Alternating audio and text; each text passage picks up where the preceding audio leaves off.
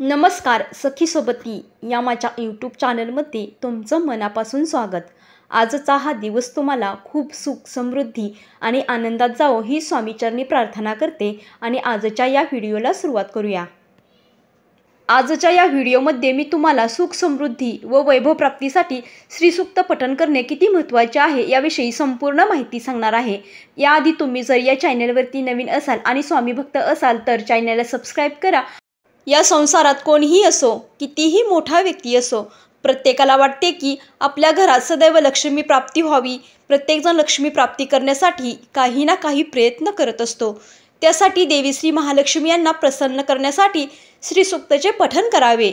श्री सूक्त रोज सकाळ आणि संध्याकाळ आपल्या घरातील देवाजवळ तुपाचा दिवा लावून 5 वेळेस पठण केल्याने आर्थिक समस्या दूर होण्यास मदत होते। कमळ काकडीच्या जपमाळेवर 11 वेळेस श्री सूक्त पठण करताना कुंकवाचे अर्चन करावे आणि मग त्या माळेने जप करावा। नक्कीच सुखद अनुभव येईल। शुद्ध तुपाचा दिवा लावून त्यासमोर श्री सूक्त सकाळ आणि संध्याकाळ पठण केल्याने घरामध्ये कायम बरकत राहते। श्री सूक्त रोज सकाळी महालक्ष्मीच्या फोटोसमोर बसून 11 वेळा पठण केल्याने आपल्यावर कर्जाचा डोंगर हळूहळू कमी होण्यास सुरुवात होईल।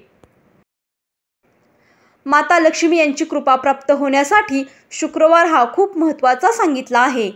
या दिवशी सकाळी 5:30 ते 6:30 आणि संध्याकाळी बरोबर 6:30 ते 7:30 या काळात श्री सूक्त पठण केल्याने धन संबंधित सर्व समस्या दूर होतात। आपल्या घरातील कुलस्वामिनीच्या मूर्तीवर किंवा टाक असतात त्यावर रोज श्री सूक्ताने अभिषेक केल्याने कुलदेवतेची कृपा आणि आशीर्वाद प्राप्त होतो। आपल्याकडे कुलधर्म आणि कुलाचार असतो त्या दिवशी 11 वेळेस श्री सूक्त पठण करून कुलदेवीच्या मूर्तीवर कुंकुमार्चन करावे। अखंड लक्ष्मी प्राप्त होते। नवरात्रीच्या काळामध्ये श्री सूक्त रोज 11 वेळेस या पद्धतीने 9 दिवसापर्यंत पठण केल्यास धनधान्य आणि सुख समृद्धी प्राप्त होते। श्री सूक्त स्तोत्राचे पठण उत्तर दिशेला तोंड करून पठण केल्याने अखंड लक्ष्मी प्राप्त होते, कारण उत्तर दिशा ही कुबेराची दिशा आहे।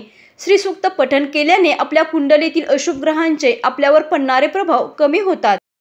ज्या व्यक्तींना खूपच आर्थिक समस्या आहे, सर्व काही करून सुद्धा पैसे घरात टिकत नाहीत, लक्ष्मी स्थिर राहत नाही, अशा व्यक्तींनी सकाळी लवकर उठून श्री सूक्ताचे 11 वेळेस पठण करून त्याचे शुद्ध तुपाने होम हवन करावे, त्यामुळे लक्ष्मी स्थिर राहते। श्री विष्णू आणि महालक्ष्मी यांच्या फोटोसमोर किंवा मूर्तीसमोर श्री सूक्त 16 वेळेस आणि विष्णू सहस्त्रनाम 1 वेळेस पठण केल्याने आर्थिक स्थिरता लाभते।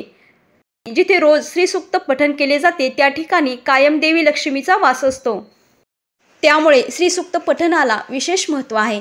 तुम्ही सकाळी किंवा संध्याकाळी जेव्हा तुम्हाला वेळ असेल तेव्हा एकदा तरी श्री सूक्त पठण करावे।